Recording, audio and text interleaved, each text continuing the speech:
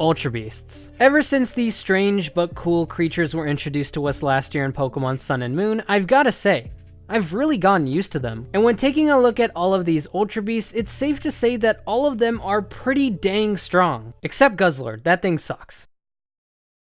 And with the new Ultra Beasts being introduced to us in Pokemon Ultra Sun and Ultra Moon, I thought it would be fun to count down the list of the top 5 strongest Ultra Beasts in Pokemon Ultra Sun and Ultra Moon. Now, unlike my strongest Pokemon in Ultra Sun and Ultra Moon video, I will only be taking into account stats, movesets, and viability in the competitive scene, since you can really only get these Pokemon at the end of the game. And let me just say that just because there will be some Ultra Beasts that barely miss out on making the list, doesn't mean that they're not strong. I just feel that some are better than them. And that's just it. This video is entirely my own opinion, so if you disagree with me, I encourage you guys to let me know in the comments why you think I'm wrong. Let's get a discussion going. If you guys enjoyed the video, be sure to leave a like, subscribe, and share this video with a friend.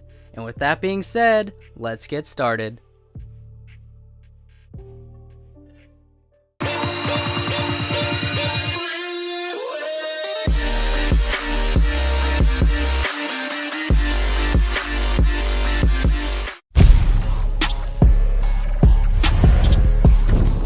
Starting off this list, we have a Pokemon that I completely misunderstood at first.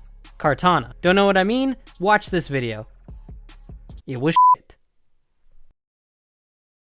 But seriously, when the Drawn Sword Pokemon Kartana was introduced to us, I really didn't think much of it. I mean, it's just a piece of paper, whatever could it do? But oh, how wrong was I, because Kartana is actually one of the strongest Ultra Beasts of all time. First, let's start off with its typing being Grass and Steel. Now sure, that may seem a bit problematic because it's 4 times weak to fire, but really besides that and fighting types, those are the only types it has to worry about. And combine that with its enormous amount of resistances, you pretty much got yourself a Pokemon that can stay on the field for a substantial amount of time. As far as stats go, Kartana has amazing attack and defense, especially for a piece of paper, like goddamn.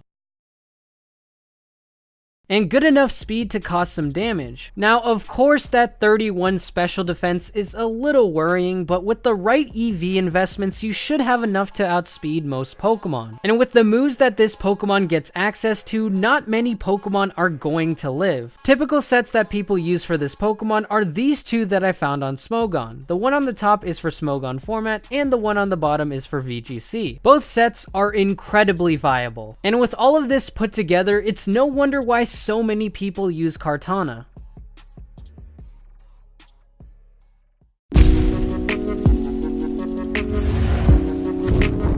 Definitely one of the strangest Pokemon to be introduced to us in Pokemon Ultra Sun and Ultra Moon has to be the Fireworks Pokemon Blacephalon. Not that strange isn't cool or anything, I just think it's very different. And not that different isn't a bad thing either. You know what, I'm just digging myself a hole here. But basically, the best way to explain this Pokemon is that it's a better version of Chandelure. The one gripe I've had with Chandelure is that it's way too slow to be viable in the upper tiers. But with Blacephalon's 107 speed, it has the firepower, pun fully intended, and the speed to destroy all of your enemies. Sure, it doesn't have the greatest of defenses, but look at those attack stats. Does it really matter? Now, unfortunately, this Pokemon doesn't really get that many good moves by level up, but it can learn some good TMs like Flamethrower. And pair this Pokemon with an all-out attacking moveset and maybe Choice Scarf, and you got yourself a very strong Pokemon.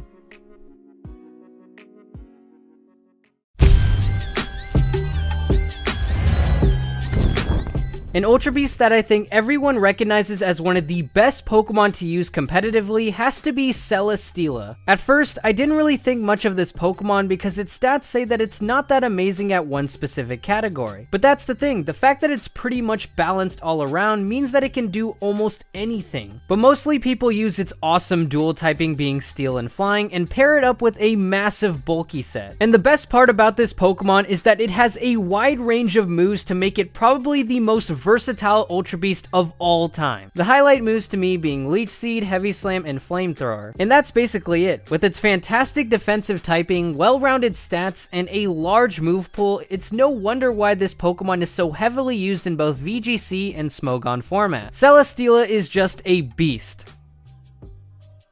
Alright, that was bad.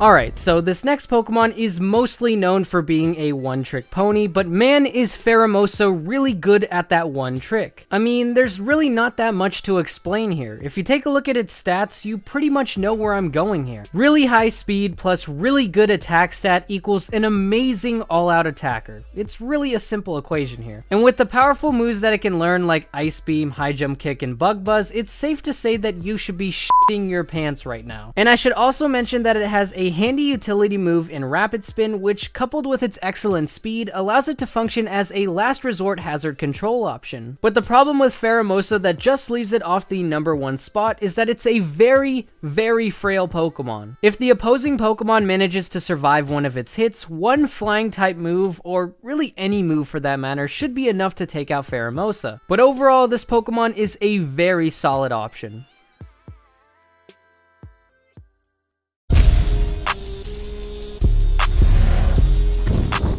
And finally, the #1 strongest Ultra Beast in Pokemon Ultra Sun and Ultra Moon is Naganadel. Yes, the new Poison Dragon Pokemon is easily the strongest Ultra Beast in the entire game. From the start of its use in competitive battle, Naganadel shot straight up to Ubers and carved itself a useful niche as a great offensive sweeper. It's got a good typing being Poison and Dragon and has an awesome move pool, allowing this Pokemon to really take advantage of its wall breaking capabilities. The best moves to me being Sludge Wave, Draco Meteor, and Fire Blast. But most importantly, what gives this Pokemon the edge over Pheromosa is its amazing stats. It's just a lot more balanced and has a much better chance of taking a couple hits than Pheromosa's 37 defense stats. And if you compare Naganadel with the move Nasty Plot and Fire type coverage, the sky's the limit for this Pokemon. And that's why to me, Naganadel is one of the strongest Ultra Beasts, no, one of the strongest Pokemon in Pokemon Ultra Sun and Ultra Moon.